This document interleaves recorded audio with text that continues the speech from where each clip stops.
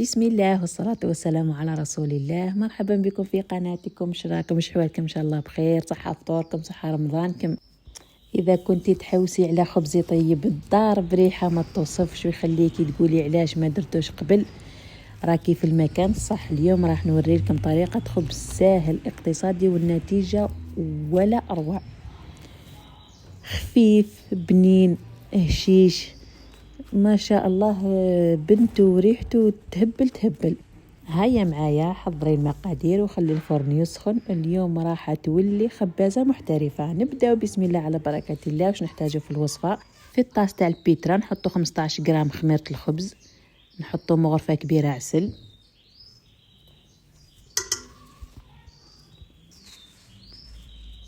ميتين ملي ولا 200 غرام ماء دافي، 250 غرام حليب دافي،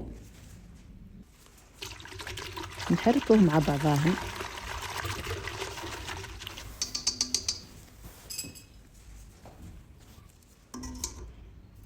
نضيفوا عليهم 350 غرام فرينة مغربلة، غربلتها قبيل وزدت غربلتها درك.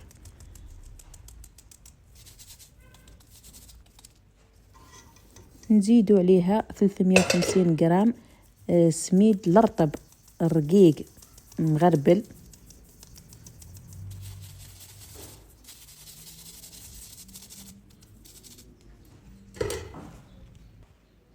خمسطاش غرام ملح، 50 غرام زيت،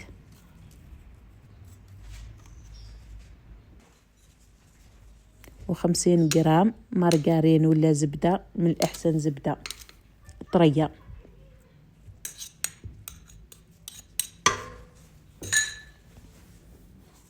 هنا عندي زرارع السينوج والججلان،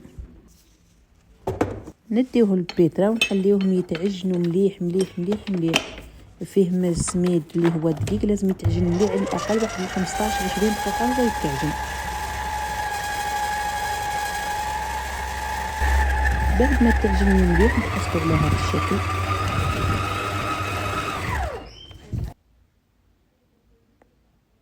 العجينة تكون طرية بصح تساعدك في الخدمة. من بعد كي تشوفي هكا تخلعي منها ما والو، راهي من بعد تساعدك في الخدمة. الله يبارك. نحيوها من الطاس تاع البيترا ونحطوها في صحن مدهون بالزيت. ها هو القوام تاع العجين نعدته لكم عن قرب. نحطوها في صحن مدهون بالزيت ونغطيوها ونخليوها تخمر مليح حتى يتضاعف الحجم تاعها.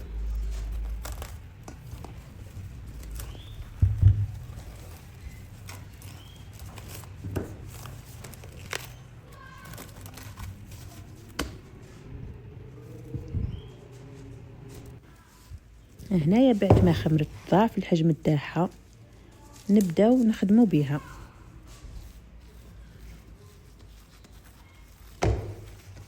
هنا كما راكم تشاهدوا فيا ما هبطلهاش الخمور، نحيتها مباشرة من الصحن ونحطها في طاولة العمل.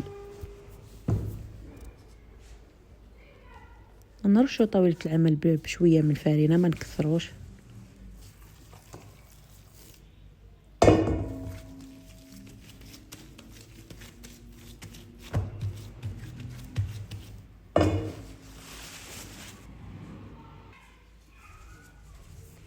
ونبدا نقسم العجينه، نقسموها على 8 اطراف. دركا نقسموها على 2 في الوسط، ومن بعد كي نقسموها على 4، ومن بعد كي هذوك الاربع نقسموهم نصاص نصاص بهذا الشكل. وكلش واضح في الفيديو.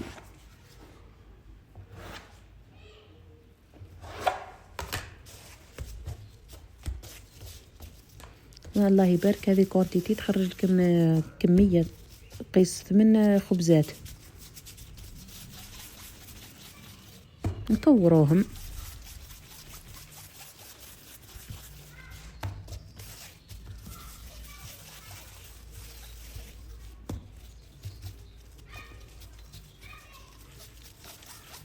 بهذا الشكل، كوروهم كامل.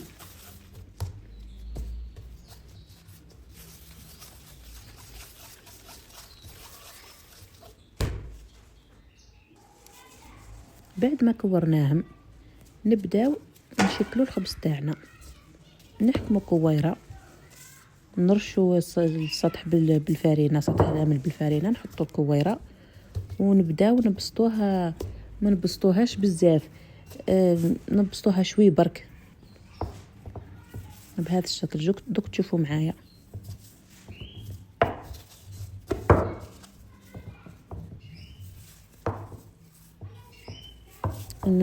نحلوها على شكل بيضاوي.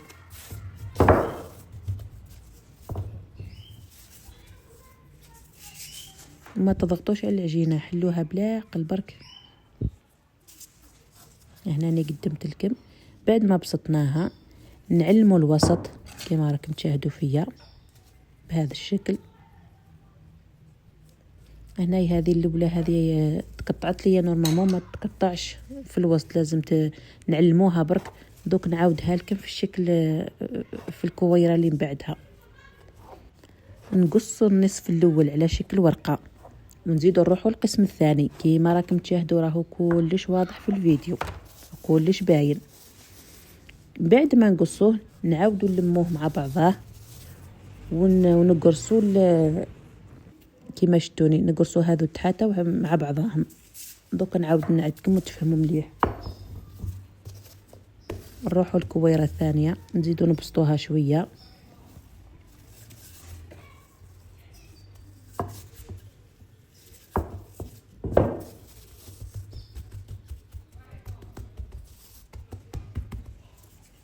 نعلم الوسط بهذا الشكل.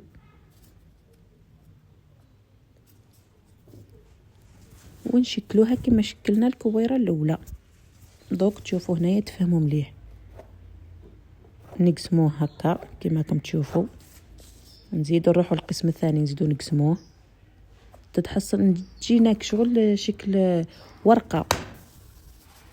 نلموها ونعاودوا نقسموا هذا التحتاني ونلموه مع بعضه، نقرصوه مع بعضه، نلموه مع بعضاهم بهذا الشكل. نرفعوها ونحطوها في صينية الفرن مفروشة بورق الزبدة. هذا هما الأشكال. نواصلوا حتى نكملوا كامل الكونتيتي اللي عندنا. نخليوها تخمر ومن بعد ندهنوها بصفار البيض مرشوش برشة ملح.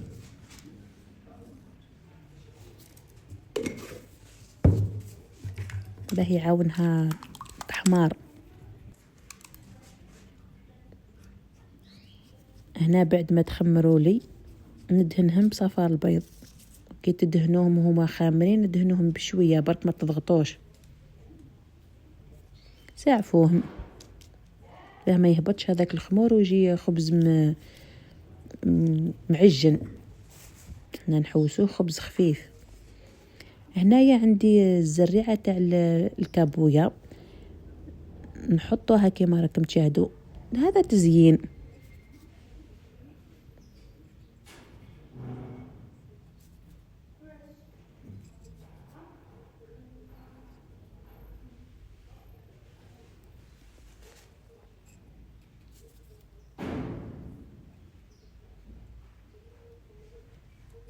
بهذا الشكل. دركا تزيين كل وحده وكيما بغات.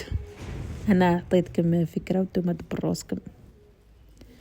نرشوها بالزرارع. هنايا رشيت بالسينوج والجلجلان محمص، وهذا بذور الخشخاش. نواصل حتى نكمل كامل الكميه اللي عندي.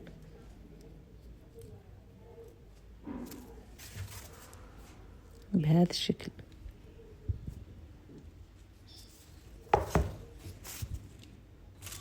نكملوا نواصلوا الكميه اللي عندنا وندخلوها الفرن ساخن من قبل على درجه حراره 180 مده بين 10 12 دقيقه، يحمر من الفوق ومن التحت.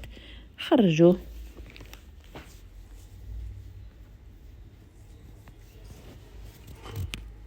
هنا نديوه يطيب. وها هو خبزنا خرج ذهبي يشهي، ريحة تعم الدار والمذاق يحكي وحده. إذا عجبتكم الوصفة جربوها اليوم قبل غدوة، وما تنساوش تدعموني باللايك وتشاركوها مع الأحباب. نتلاقاو في وصفة جديدة، ودايما خلي مطبخك يعمر بالبركة،